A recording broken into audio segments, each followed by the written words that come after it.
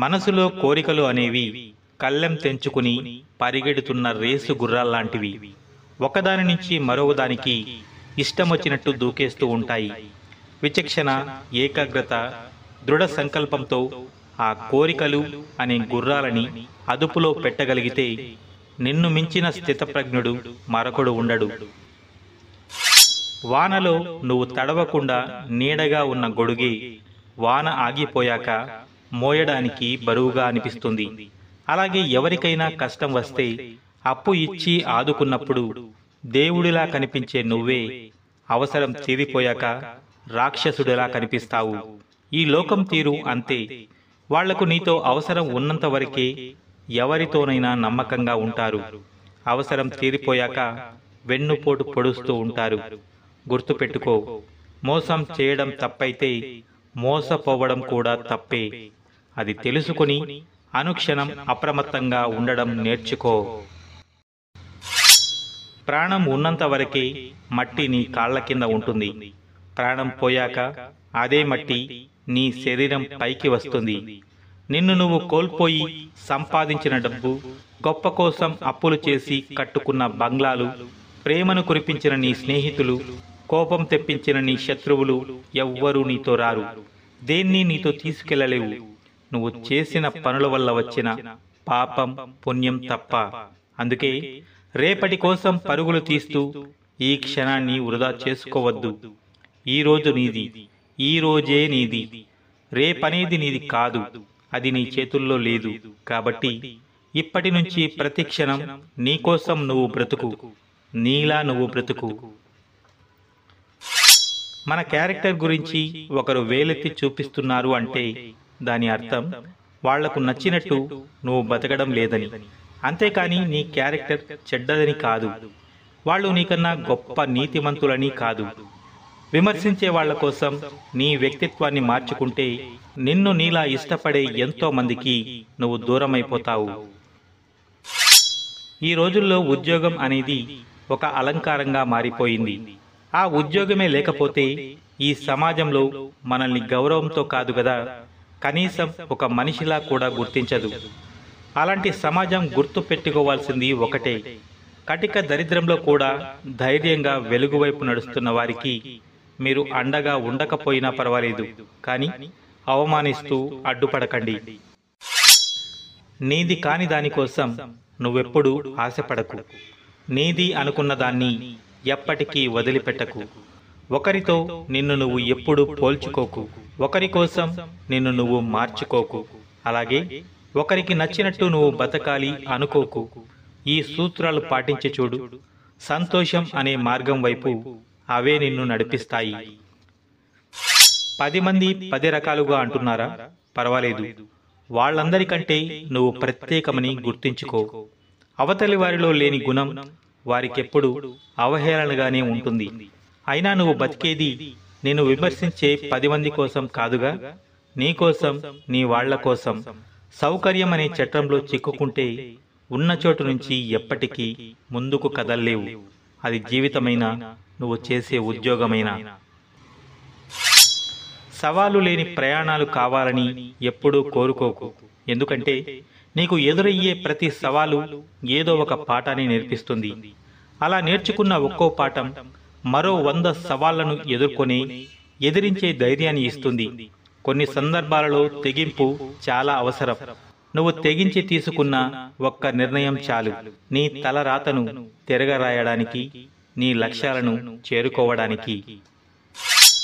అవకాశం వచ్చేదాకా ఆగడం కాదు, అవకాశాలను సృష్టించుకోవడం అలవాటు చేసుకో. పుట్టిన కుటుంబం, పెరిగిన వాతావరణం, ఎదురైన పరిస్థితులు ఇవన్నీ కలిసి వచ్చి అందలాన్ని ఎక్కించితే అది విజయం కాదు. ప్రతిరోజు పరీక్షలు ఎదుర్కొంటూ సమస్యలు స్వాగతం పలుకుతూ ఉంటే, పరిష్కారాలతో వాటికి వీడ్కోలు పలుకుతూ సాగిపోతేనే అసలైన విజయం అంటారు. కాలం వీరిని మాత్రమే విజేతలుగా చరిత్రలో నిలబెడుతుంది. ఓర్పు చాలా చేదుగా ఉంటుంది. ఎంత చేదుగా అంటే కాలాన్ని భరించలేనంత, అర్థం చేసుకోలేని వారికి అవమానాలు ఎదుర్కోలేనంత, శత్రువులకు మనం అవకాశంగా మారేంత. కానీ పరిస్థితులన్నింటినీ ఓర్పుగా తట్టుకుంటే దాని నుంచి వచ్చే ప్రతిఫలం తీపి ముందు ఆ చేదు రుచిని తుడిచేస్తుంది. స్వార్థంగా ఆలోచించడం తప్పు కాదు, కానీ మన స్వార్థం కోసం ఎదుటివారి జీవితంతో ఆడుకోవడం చాలా పెద్ద తప్పు. ఎప్పుడూ డబ్బు డబ్బు అని దాని వెనకాలే పరుగులు తీస్తూ నీ విలువైన కాలాన్ని వృధా చేసుకోకు. అలా పరుగులు తీసే క్రమంలో నిన్ను ప్రేమించే వారిని కోల్పోతావు, నిన్ను నడిపించే ఆరోగ్యాన్ని కోల్పోతావు. మొత్తంగా నిన్ను నువ్వు కోల్పోయే ప్రమాదం ఉంది. నువ్వు మాట్లాడితే కానీ మాట్లాడని వారిని దూరం పెట్టడం చాలా ఉత్తమం. ఈ రోజుల్లో బంధాలు నిలబడాలంటే నిన్ను నువ్వు కోల్పోయి పూర్తిగా వాళ్లకు నచ్చినట్టు బతకాలి. అలా కాకుండా నీకు నచ్చినట్టు బతకడం ప్రారంభించిన మరుక్షణం ఆ బంధం ముగిసిపోవడమే కాదు, నీకు అహంకారి అనే పేరును కూడా తెచ్చిపెడుతుంది. అసలు నువ్వు చేస్తున్న తప్పేంటో నీకు తెలుసా? ఒకరి మీద నమ్మకం పెట్టుకోవడం. అది నీ తప్పే. నీ నమ్మకాలని నిలబెట్టాల్సిన అవసరం ఇక్కడ ఎవరికీ లేదు. ఎవడైనా స్వలాభం కోసమే చూస్తాడు, ఆలోచిస్తాడు. వాడు మోసం చేశాడని, వీడు మోసం చేశాడని మరెందుకు అంతగా నలిగిపోతున్నావు? నిన్ను నువ్వు నమ్ముకో. కేవలం నిన్ను మాత్రమే నువ్వు నమ్ముకో. ముందు నుంచి అలా పోరాడడం నేర్చుకుంటే రేపు గెలిచినా ఓడినా ఏదేమైనా కారణం నువ్వే అవుతావు. అప్పుడు ఎవరిని దూషించాల్సిన అవసరం ఉండదు. వాదనకు దిగితే మిగిలేది ఏమీ ఉండదు. వాదన పక్కన పెట్టి చెప్పేది విని ఊకొడితే పోయేది ఏమీ ఉండదు. నీ బలం నిరూపించుకోవాల్సింది మాటల యుద్ధంలో కాదు, చేతలతో. నీ పౌరుషాన్ని చూపించాల్సింది ఉడుకుమోతు గుణంతో కాదు, విలువైన నీ ప్రతిభతో. అవతలివాడు నోరు మూయించాల్సింది, వాడికి లెక్క చెప్పాల్సింది చాలా ఉంటుంది. అదంతా నీ ఎదుగుదలతో మాత్రమే సాధ్యమవుతుంది. కలలు ఎన్నో కంటూ ఉంటాం, కన్న కలలు అన్నీ నెరవేరలేవు కదా. ఈ ప్రపంచంలో అన్నిటికంటే పెద్ద సమాధి ఏంటో తెలుసా? మన మనస్సు. అక్కడ ఎన్నో కలలు, ఎన్నో బాధలు, ఎన్నో ఊహలు ఊపిరి ఆడక అక్కడే చనిపోతూ ఉంటాయి. కానీ అది ఎవ్వరికీ కనిపించదు. అందుకే ఈ లోకంలో మన మనస్సు అన్నిటికంటే పెద్ద సమాధి. అవసరం తీరిపోయాక ముఖం తిప్పుకుంటున్నారు, కానీ రేపు మళ్ళీ అవసరం పడితే మీ ముఖం ఎలా చూపిస్తారు? మనిషి బ్రతికి ఉన్నంత కాలం మనిషికి మరో మనిషి అవసరం ఉంటుంది.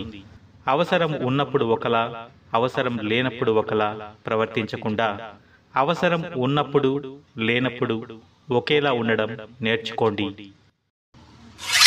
ఒకరిని ఏదైనా అనే ముందు వారి పరిస్థితి ఏమిటి అని ఆలోచించడం ముఖ్యం.